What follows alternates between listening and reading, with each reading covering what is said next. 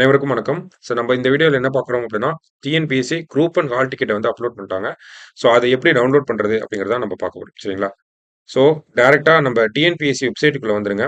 வந்ததுக்கப்புறமா இந்த இடத்துல ரிஜிஸ்டர்ட் யூசர்ன்னு இருக்கும். அத கிளிக் பண்ணீங்க அப்படின்னா, உங்களுக்கு தனியா செப்பரேட்டா ஒரு பேஜ் ஓப்பன் ஆகும் இந்த மாரி. ஓகேங்களா? அதுல ரிஜிஸ்டர்ட் யூசர் அப்படிங்கிறத கிளிக் பண்ணி, உங்களோட login ID and password and then இந்த நம்பர்ஸ ஃபில் பண்ணீங்க அப்படின்னா, உங்களுக்கு உங்களோட ஹோம் பேஜ் போயிரும். ஓகேங்களா? உங்களோட ப்ரொஃபைல்குள்ள போயிரும். ப்ரொஃபைல்குள்ள போனதுக்கப்புறமா டவுன்லோட் ஹால் டிக்கெட் அப்படிங்கிற ஆப்ஷன் இருக்கும். ஓகேங்களா? அந்த டவுன்லோட் ஹால் டிக்கெட் அப்படிங்கிற ஆப்ஷன குடுத்தீங்க அப்படின்னா, உங்களுக்கு உங்களோட அப்ளிகேஷன் நம்பர் ஓகேங்களா? குரூப் 1 அப்ளிகேஷன் போட்டிருப்பீங்க இல்லையா? அந்த அப்ளிகேஷன் ஐடி பிளஸ் உங்களோட டேட் ஆஃப் பர்த் ஓகேவா? டேட் ஆஃப் பர்த் 2யும் போட்டீங்க அப்படின்னா, உங்களுக்கு உங்களுடைய ஹால் டிக்கெட் அப்படிங்கிறது இந்த மாரி டவுன்லோட் ஆயிரும். சரிங்களா? இதான் ஹால் டிக்கெட். ஹால் டிக்கெட்ல எல்லாமே குடுத்துருப்பாங்க. இங்க எக்ஸாம் ஹால் எல்லாமே நமக்கு குடுத்துருப்பாங்க. சரியா? ஹால் டிக்கெட்ட டவுன்லோட் பண்ணிக்கோங்க.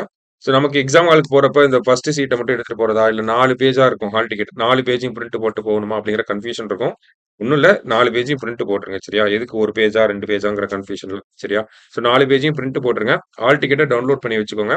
ஸோ இந்த அப்டேட்ட சொல்றதுக்காக தான் நம்ம வந்தோம். சரிங்களா? ஸோ எக்ஸாம்க்கு நல்லா பிரிப்பேர் பண்ணிட்டு இருப்பீங்க. எல்லாருக்கும் ஒரு all the best. Thank you.